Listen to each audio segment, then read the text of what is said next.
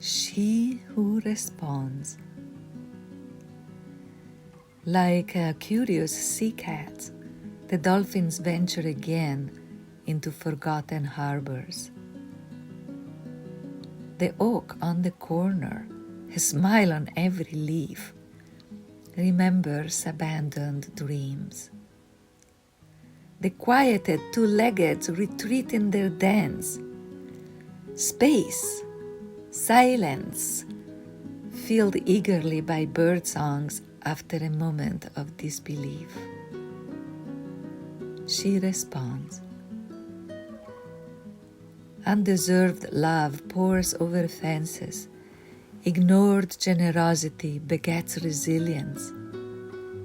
Grief thunders in empty streets. But behind bushes and boulders, the wind plays strings of joy. The air is transparent, over the darkest zones highlighted red by a storm of wiggly coronas, powered by the urgent hunger of the unheeded. Yet she responds.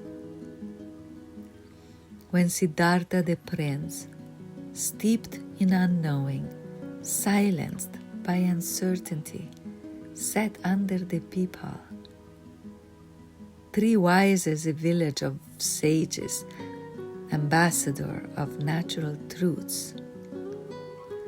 When Siddhartha the prince saw the obvious, hidden in plain sight, the great tree flowered and offered thousands of figs.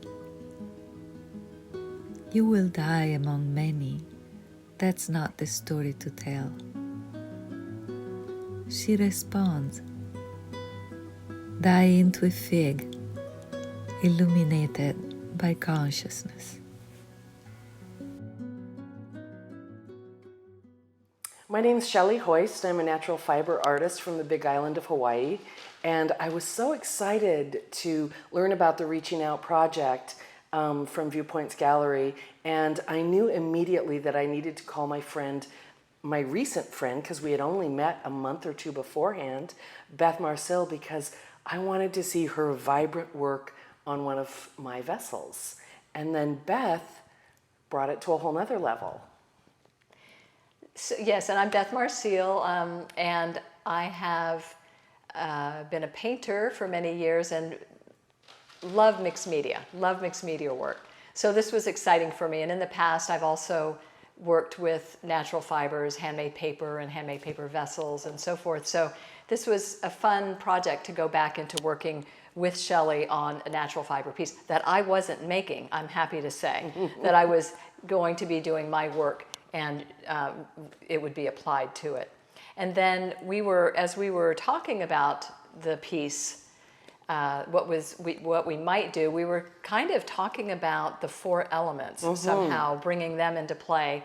And that made me think of my friend and colleague, Mariabruna. She is an artist, a poet, and she has a program that she teaches that is a deep dive into the 4 elements. And I said, Shelley, if we're going to do the elements, work with the elements, it would really be nice to bring Mariabruna in. What do you think? And so we set up a Zoom to all get to know each other as a trio. Right. And when you mentioned Mariabruna being a poet, I got very excited because adding verse, hand script to my artwork is one of my key elements that I really enjoy doing. I love hand script writing, and I'm sorry that it's being lost, so I feel it's important for us to preserve it. So that gave us the ability for the verbiage to kind of guide the direction of She Who Responds. Yeah, so that was when the poem came into being. And she'd already written the poem, I think. Yeah, and so she had written the poem and read it to us. And it was a response to, I think she said she had a dream. And then the dream she put into poetry. And it was a response by the earth to what was happening with us being in lockdown. because when everything went silent because of the lockdown, the sounds of the city completely changed. Even in the quiet neighborhood where we were, the change was obvious. The energy shifted. The streets were empty. The only sounds that you heard were animal sounds or occasionally voices of people that were walking.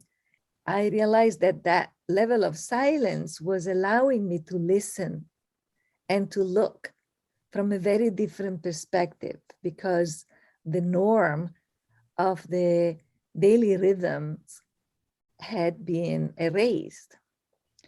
And in the listening to everything, listening to the sounds, to the smells, to the colors, to the objects of nature, that's little things, and starting processing, then the question also came, okay, I'm listening, but someone is listening to me.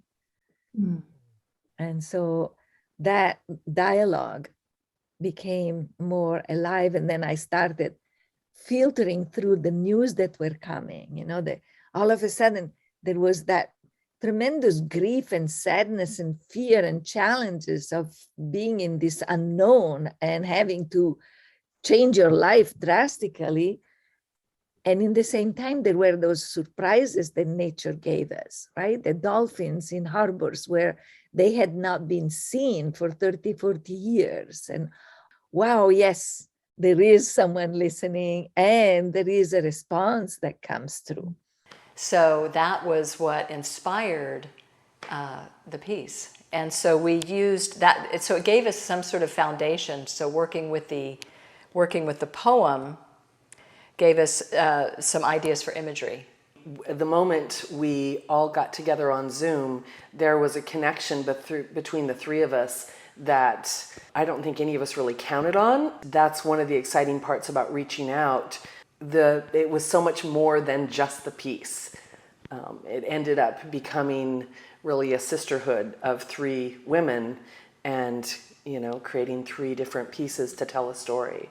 The important story that I felt was evolving beyond the poem was that we learned something during lockdown. We all experienced a re-examination of our values and what was important to us and what's important to the earth and how it's responding. And we can use how she, Gaia, the earth, responded to us all being in lockdown to heal herself. Well, we can do the same thing, but we have to look inside and we have to use love. And we have to carry this forward and not forget about it just because lockdown is over and go back to these old patterns. We need to continue to look inward for that guidance. I learned during our Zoom session a really important word and concept, and that was popcorning. Beth turned me on to the word popcorning, and it was so freeing to just be able to fire off these ideas between three different artists in three different locations, and we got each other very quickly. We found we could communicate even though we were in virtual reality. Yeah, so we just gave ourselves some time to just brainstorm without trying to censor anything, to allow ourselves to just throw out ideas, even if they were a little crazy or a little out there, and then we could write it in later. But it sparked lots of ideas between us. So that was a really beautiful thing.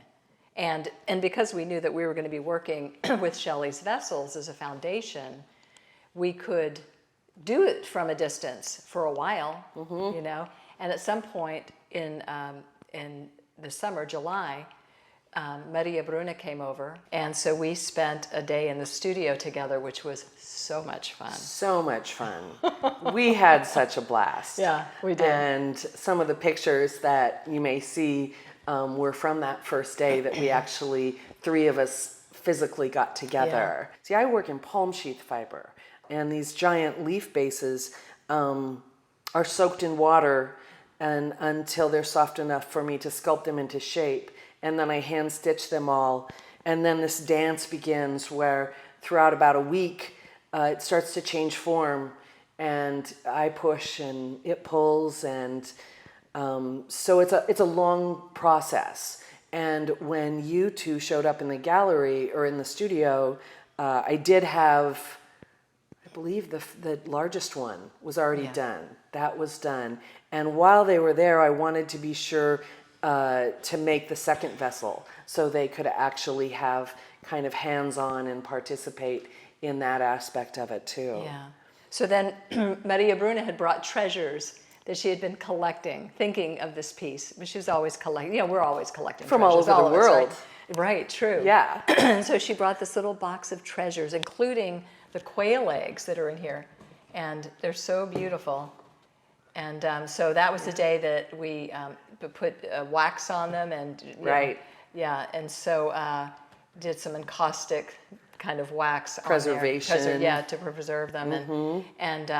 And Shelley had the nest, and we just kind of started playing with the different elements and putting things together, trying things out, and came up with some ideas. We were talking about the application of the poem, so I added the little waves and the wind. I had worked on some leaf doodles, I call them, and Mariabruna had done some. Her leaves are right here around. Yeah, it's right. Bull kelp from Northern California, but it represents the strings of joy. The strings of joy, right, and the wiggly coronas. So we just had all these things that we brought, and started to see how might they be utilized. One of my favorite parts is Mariabruna. During our first session in her little box of treasures, had brought this little clay, because clay is another medium she works in. Yeah. And she had this cute little two-legged that she calls. And in the poem, it talks about the quieted two-leggeds going into their dens and retreating into their dens. Yeah. And we love this piece because you can actually turn him around. And he can be falling in or coming out. He's nestled in a little window of leather with the beautiful waves that Beth had done. And this area presented itself as, we knew right away that's where the little two-legged was going to go. And then Gaia, or She Who Responds, I started her in Shelley's studio in October, and then went home and completed her. And it was interesting because I had to work on thin handmade paper, which made me a little nervous because, well, I hadn't painted on thin handmade paper before, and I didn't know how much I could, work with that material without tearing the paper. So I put some acrylic medium down to strengthen it a little bit, and then went back in with paints and colored pencils and all sorts of different things, pens, acrylic pens and so forth. And the reason for working on that thin paper was so that Shelley could adhere it, and you could see it's like it melds so beautifully with the fiber, so that you can see the texture of the palm sheath through it, which is so beautiful. So so the application was quite interesting. I was really nervous because I had gotten very attached. So we got on Zoom, the three of us, and Shelley cut in and around it because I didn't want to cut it. It would be too fragile to send her. So while we're on Zoom, she's cutting around it, and I felt like I was... Talk about nervous. You handled it well, but I was really nervous. I was thinking, couldn't we just frame it and put it behind everything? But no. So anyway, but she cut it out beautifully.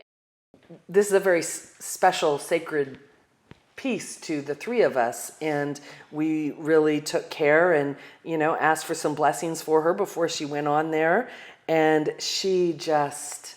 It was perfect. She just went on there like she was always meant to be, right on that vessel. It was made for her. It was so much fun to have you both in the studio for that process.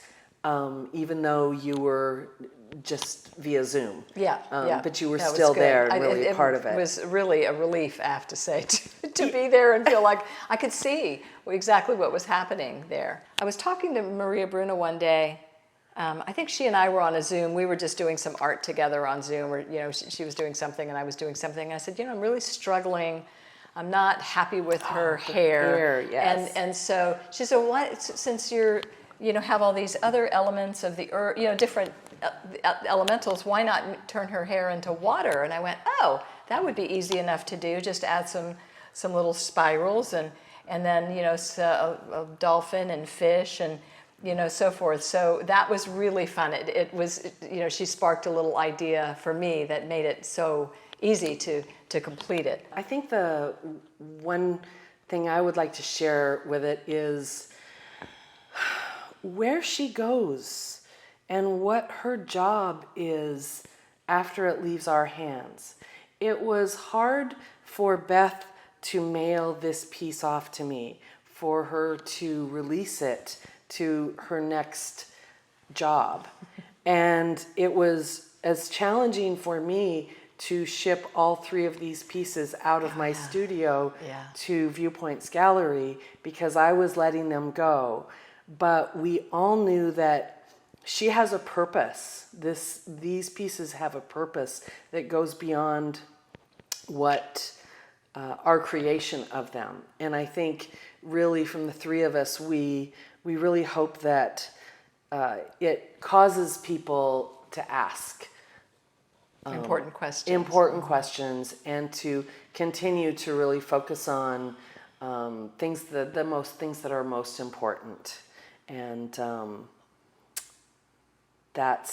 she has a job to do, and we're excited that she's going to go do it in some lucky recipient's home.